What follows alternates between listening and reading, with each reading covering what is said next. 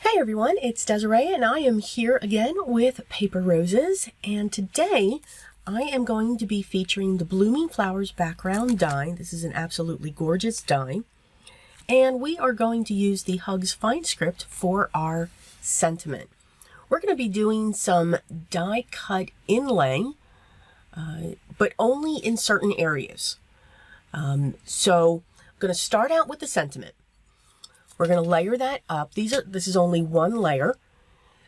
I die cut the cloud, what I like to call the cloud, in ivory, which is the same color as the frame that I already have die cut. And then I used black for the script sentiment.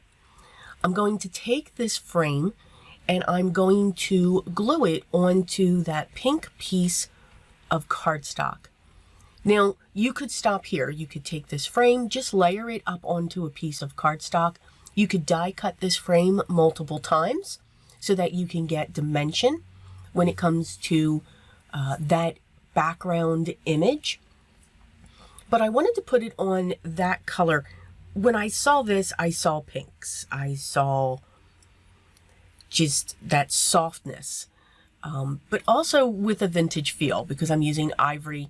For me, when I use ivory cardstock and this shade of pink, it can give it a vintage look to that. No, there is no vintage photo coming into this document or into this video.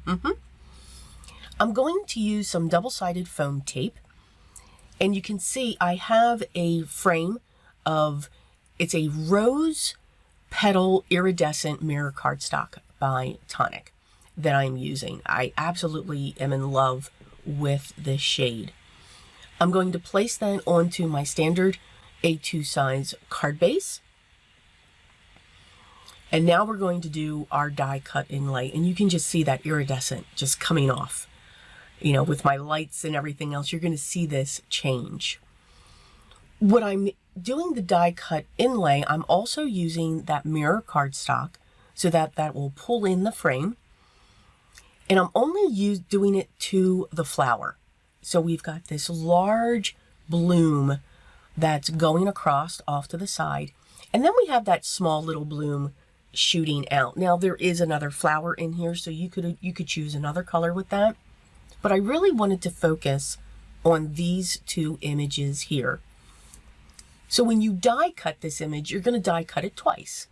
You're going to die cut it once for your background, for the outline of the die.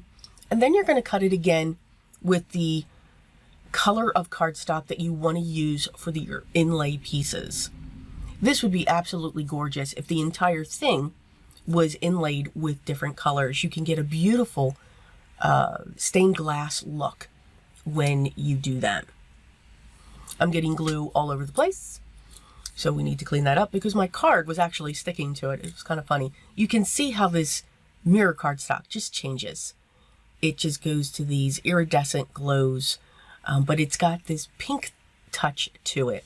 So I thought it was a really nice accent for the background that we chose. Just continuing to put those pieces in. This actually takes no time at all. What takes the time is to know what pieces you need to save. Yeah, it was that little tiny piece that I just put in there last. Yeah, I couldn't find it, so I had to die cut just that little section and pull that out, which again, you don't have to die cut the entire piece, just that one little section with cardstock. Almost forgot to complete the bud that's at the top, so I'm just going to put those three pieces in. And then our sentiment is going to sit at towards the center of that large floral. I'm going to use my double-sided foam squares to prop that up, just to give it even more dimension onto this piece. And then once that's set in place, we are going to add some iridescent pearls. And those, when I do those, I'm max setting one of the other flowers. So you can do all of these different techniques to pull out these images when it comes to this die cut. So I focused on that top one and then just added a few around. I hope you enjoyed today's project. I hope I gave you some ideas on what you can do with your items and these items as well. The products that I used will be listed down below. And if you have any questions, make sure you leave those down below as well. Enjoy this process. I can't stress it enough, and I'll always say it. Always have fun, but always remember too, what is most important. Always be creative, and I'll talk to you in the next video.